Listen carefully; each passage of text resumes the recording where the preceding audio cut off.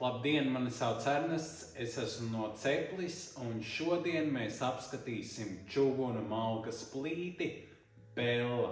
Tiem, kuri nezin, mums arī piedāvājumā ir modelis Stella. Šis modelis ir balstīts uz Stella bāzes.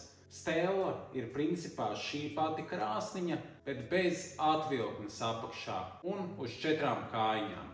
Tā būs lielākā atšķirība starp šiem modeļiem. Jūs esat aicināti arī mums mājaslapā aplūkot abus. Vispirms jau apskatīsim Bellas čuguna virsmu.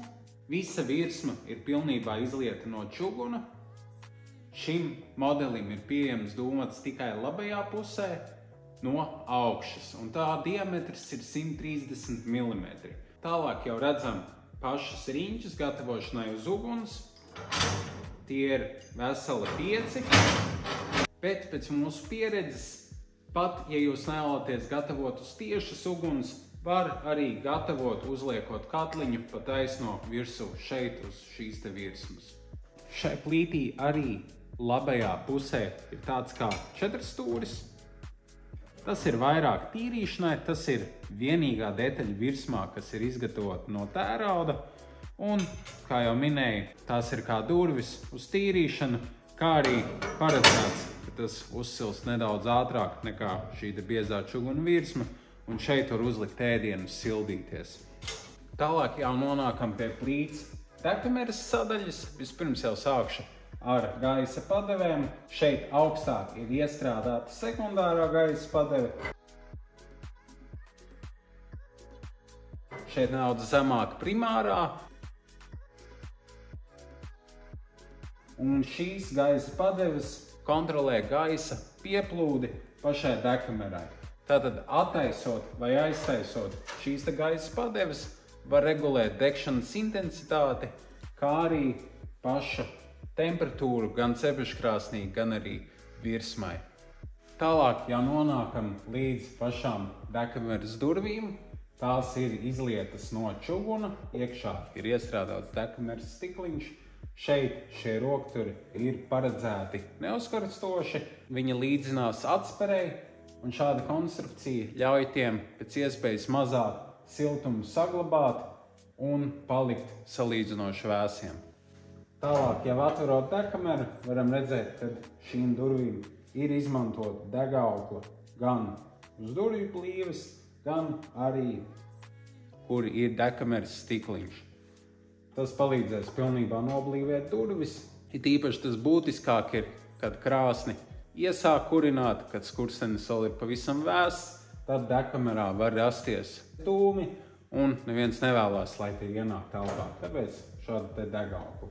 Pati degkamera arī varam redzēt, ka jau ārpuse ir no čuguna. Šis te stikla aizsargs arī izlietas no čuguna, un iekšā jau mēs redzam, ka degkamera ne tikai no čuguna, bet gan no čuguna plāksnēm. Kas ir pozitīvais tajā? Tas, ka šīs te plāksnes ir iespējams izņemt un pēc kāda laika nomainīt. Tālāk jau runājot pa apakšu, arī konstrukcija pilnībā izveidot no čuguna. Šeit iekšā arī čuguna reste ir nomaināma. Tā kā degkamera ir uzbūvēta stabila, ražotājs min, ka to var kurināt gan ar malku, gan ar briketēm, un šajā gadījumā arī ar oglēm, kas ir parasti malkas plītīm jau nākamais līmenis.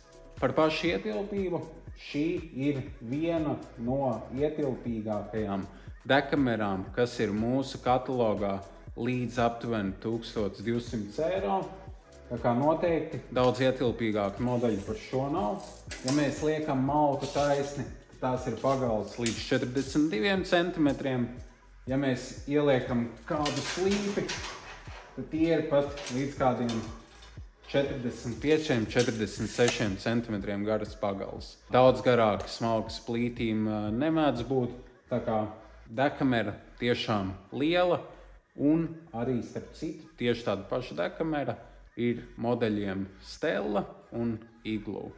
Protams, cik vērtīgi ir tik liela degkamera, ja to ir sarežģīti tīrīt. Tāpēc šis ražotājs ir arī padomājis par to ar no čuguna izlietām pelnu nodalījumu durvīm, un aiz tām ir pelnu atvilkne, kas ir samērā ietilpīga. Tālāk jau apskatīsim malkas plīts. Viena no svarīgākajām daļām – pašu cepeškrāsni, bet pirms tam varam apskatīt šo te slēdzi. Tas principā regulē dūmu plūsmu, vai no degkameras, kad tas ir atvērts, dūmi iet pa taisno uz augšu. Tas vairāk ir pirmajā iekuršanas reizē, kamēr skurstenis ir vēss, lai vilkme būtu lielāka.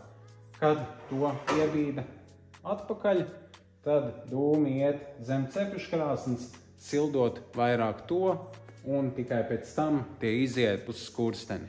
Starp citu, pateicoties salīdzinoši lielajai jaudai un pašām atgāzēm, kas ir salīdzinoši karstas, šo modeli arī var pieslēgt pie sildmūra, tā kā tas ir ļoti pozitīvi. Dūmu temperatūra ļauj to darīt.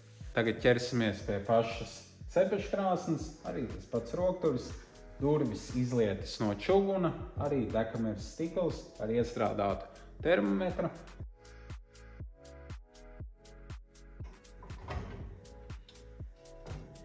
Arī cepeškrāsnes durvis ir nostrādātas ar degauklu. Patīkam to redzēt, tad cepeškrāsnes nezaudēs tik daudz siltuma, vienkārši stāvot. Tālāk jau pati cepeškrāsnes, tai izņemam grīda vieglākai tīrīšanai. Pati iekšējā cepeškrāsnes apdara ir emālija, kas nozīmē, ka cepot ēdienu, jebkuras atliekas ir vienkārši noslaukāmas, jo šī virsma ir slidena un cieta. Tālāk šajā cepeškrāsnī ir pieejama viena reste un viena cepešpāna. Šeit vienlaicīgi var taisīt divus. Šeit labajā cepeškrāsnes stūrī ir tādas kā durtiņas.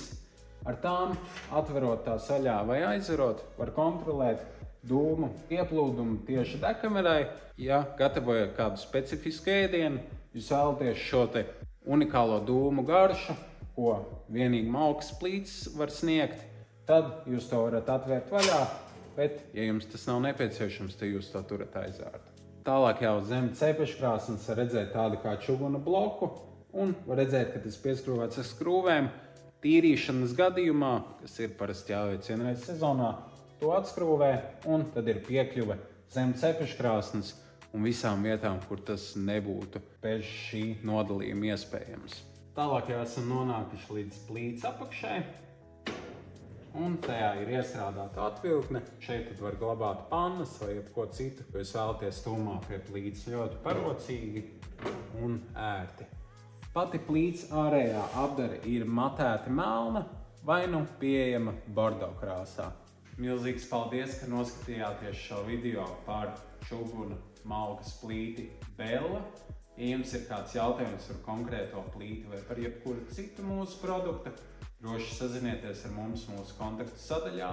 Ja vēlaties visu mūsu produkciju apskatīties klātienē, atrodamies Spunķciemā, šajā pašā izstāžu zālē. Ir aplūkojami visi modeļi klātienē, kā arī ir pieejamas konsultācijas tieši par malkas apkures iekārtām. Vēlreiz paldies par skatīšanos, lai siltums katrās mājās!